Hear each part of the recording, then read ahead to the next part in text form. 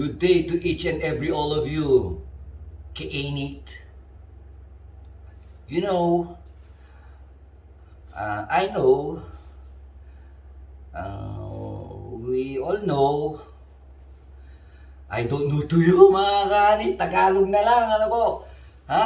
Dahil sunod-sunod po ang mga naging client ko na mga Amerikano, dito pa ba naman sa Pampanga, ang lapit namin sa Clark, ano po?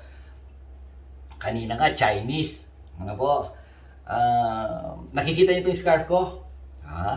Bigay ito ng ni Sir Aaron of Australia. Amoy na amoy kangaroo pa, mga kanit. Ang ganda na po, kaso wala lang akong coat. Ano po? Okay na to, guess wala naman tayong sinisensationalize dito. Ano po? Oh, ha? Ang ganda na po. Oh. Oh. Ano po? Oh. Lalabas ako niyan, tagaktak na ako ng pawis, pampunas na rin ng pawis to, hindi pa montra sa lamig. Ano po? Mga kanit, ito po ang topic natin ngayon. Ilang session ba dapat sa isang proseso? Ano po? Sa isang SMP procedure, ilang session ba talaga dapat? Ano po? Matagal na po akong gumawa ng video about this, no? Ngayon may nagtatanong naman ako. Kung gusto niyo malaman yung part 1 about kung ilang sessions dapat sa isang SMP procedure, nasa page po namin yon, under videos, hanapin niyo po. Ngayon, sabi ko nga sa inyo, kung pagkaraniwang male pattern baldness lang naman, ano po? Dalawa lang. Dalawa, I'm sure, dalawa. Ano po? Dalawa. 1, 2. Po.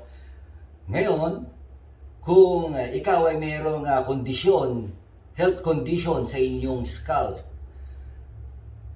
o di more than 2. Umisa nga po, more than 3. Meron pa nga kaming ginawa, 5. Ngayon may ginawa na naman ako ngayong hapon. Kanina umaga yung in-check. Ngayon yung sa hapon na ito na aming session, meron siyang alopecia areata. Ano po? Hindi pwedeng makuha ng dalawa lang yun. Kahit yung alopecia universalis o universal alopecia totalis, yung talagang lahat wala, pati pilik mata pati kilay wala, ano po.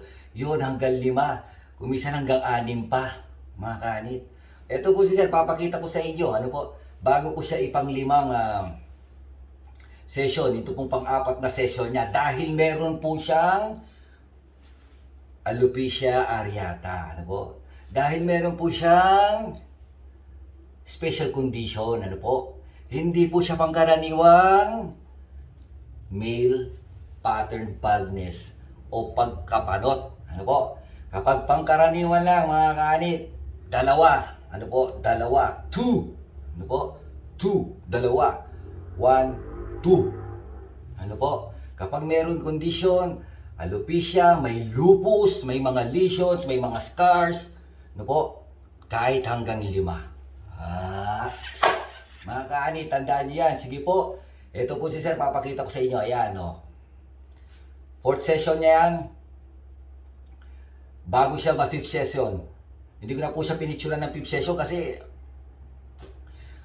naku, dami ko na pong post. Sana panoorin nyo at unawain, ano, mga kaanit. Sige po, mga kaanit. At salamat sa inyo muli, Sir Aaron, sa iyong scarf. So, kulang na lang yan dito sa Pilipinas, is no. Sige po, mga kaanit, pabuhay po kayo.